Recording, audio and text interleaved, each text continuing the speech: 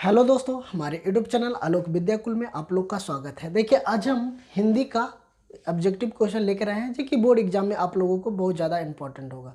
तो हम आप लोगों को 30 क्वेश्चन ऑब्जेक्टिव बताने जा रहे हैं, तो आप लोग अच्छी तरीके से देखिएगा और पूरा वीडियो के अंत तक ज़रूर बने रहे। अगर थोड़ा सा भी वीडियो देख के अगर चले जाइएगा तो ये क्वेश्चन आप लोगों को समझ में नहीं आने वाला है।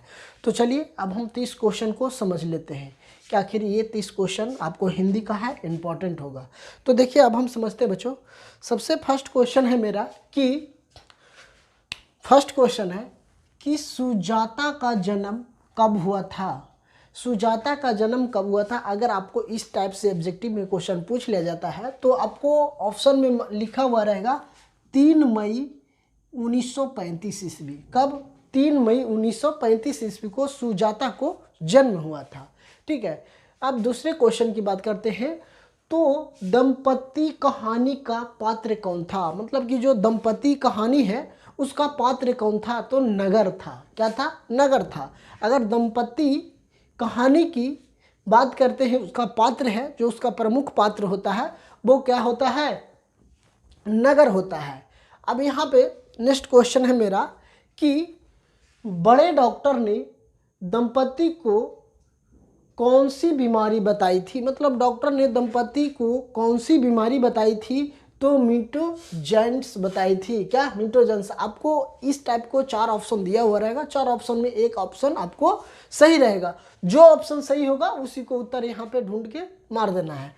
अब देखिए यहाँ पे नेक्स्ट क्वेश्चन है कि एस रंगाराज ने किस लेखा का पूरा नाम है, तो इसका किनका है, तो सुजाता नाम के है। किसका? सुजाता नाम की है। अब नेक्स्ट क्वेश्चन यहाँ चलते हैं कि धरती कब तक घूमेगी की रचनाकार, मतलब इस नेक्स्ट क्वेश्चन में करा कि धरती कब तक घूमेगी, इसका रचनाकार कौन है, तो सावरदाई।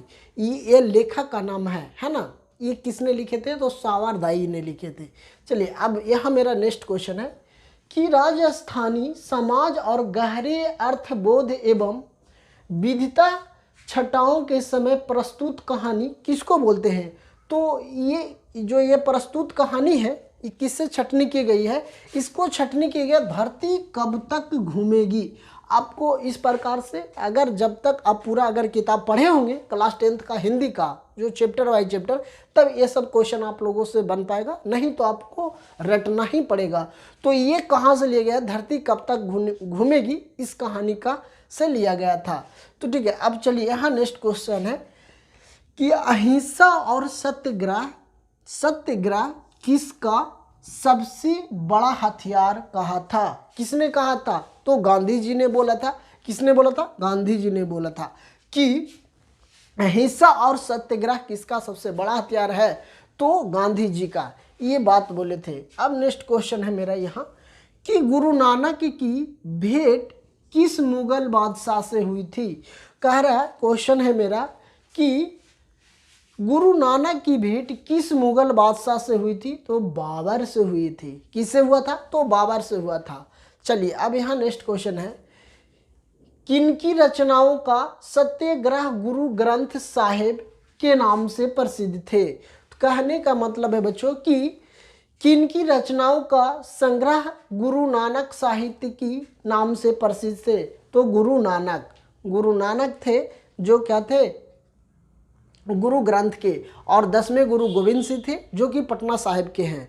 ठीक है, तो चलिए अब यहाँ नेक्स्ट क्वेश्चन है कि वाणी कब विषय विष के समान होता है, मतलब जो भाषा बोलते हैं, जो कोई अगर उन्हें भी शब्द बोलते हैं उसको हम वाणी बोलते हैं। उसको क्या बोलते हैं? वाणी। तो वाणी कब विष की समान होता है, मतलब अगर कोई व्यक्ति को अगर हम गलत शब्द का उच्चारण करते हैं तो ये मेरा क्या है, एक विष की तरह होता है, एक जैसा सांप जहरीला होता है, उसी प्रकार से हमारी वाणी जो हम बोलते हैं किसी से, अगर उरे भी शब्द बोलते हैं तो ये एक विष का समान होता है। तो ये किसने बोला था? तो ये बोले थे राम नाम के बिना। इस कविता में दिया गया है कि राम नाम के बिना में कि वाणी शब्द का प्रयोग अच्छे से करना चाहिए, अगर गलत प्रयोग करिएगा तो एक विष की समान होता है। नेक्स्ट क्वेश्चन है मेरा कि रेना मैरिया सिल्का द्वारा रचित कविता कौन है। तो इनके द्वारा रचित कविता के नाम है मेरे बिना तुम प्रभु, क्या मेरे बिना तुम प्रभु। अब चलिए रंपा क्या था, रंपा एक कहानी है रंपा। तो रंपा कौन था, तो रंपा एक जुआरी व्यक्ति था। कैसा व्यक्ति था, तो जुआरी व्यक्ति था। अब यहाँ पे क्वेश्चन है कि मगंपा किस कहानी की पात्र है, ऐसा ऐसा क्वेश्चन आप लोगों को पूछा जाता है। तो या तो आप क्वेश्चन बैंक आपको पास होगा तो आप देख सकते हैं। तो रंपा कहानी का पात्र कौन था, दही वाली मगंपा। कौन थी, दही वाली मगम्मा।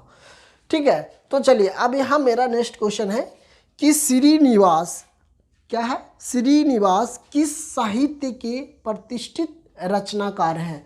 कहने का मतलब है बच्चों कि श्रीनिवास किस साहित्य की प्रतिष्ठित रचनाकार हैं, तो कन्नड़ का, कन्नड़ साहित्य का। किसका, कन्नड़ साहित्य का था।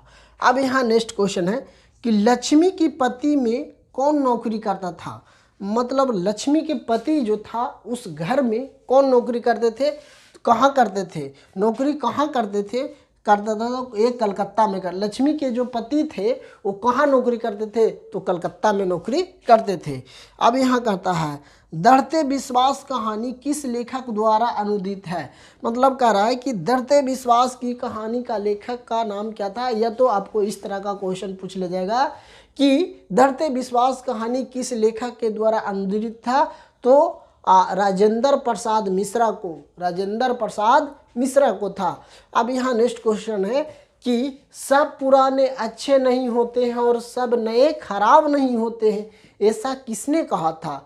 कहने का मतलब है कि सब पुराने अच्छे नहीं होता है और सब खराब नए नहीं होता है, ये किसने कहा था, तो कालिदास ने कहा था। किसने कहा था, तो कालिदास ने कहा था कि सब अच्छे खराब नहीं होते, क्या है, सब पुराने अच्छे नहीं होते हैं और सब नए खराब नहीं होते हैं।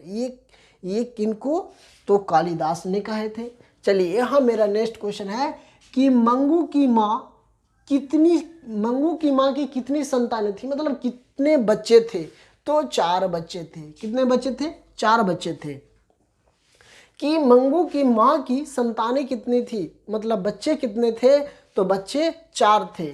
अब यहाँ नेक्स्ट क्वेश्चन है कि मंगू जन्म से क्या थी, है ना, मंगू जन्म से क्या थी, तो पागल था।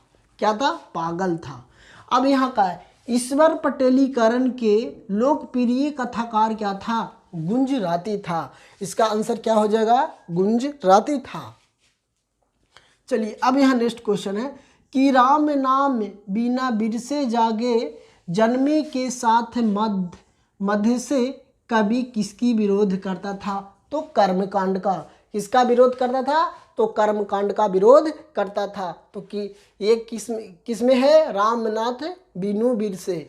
चलिए अब यहाँ नेक्स्ट क्वेश्चन है कि इन मुसलमान हरजन पै कोटिन हिंदू वासियों किस कवि के लिए कहा गया है, तो रसखान ने बोले थे। किससे बोला गया, तो रसखान ने। अब यहाँ नेक्स्ट क्वेश्चन है गोस्वामी बिठूनाथ ने किस भक्त कवि के पुष्टि मार्ग की दीक्षा दी थी, तो रसखान को दी थी। किसके दी थी, रसखान को दी थी।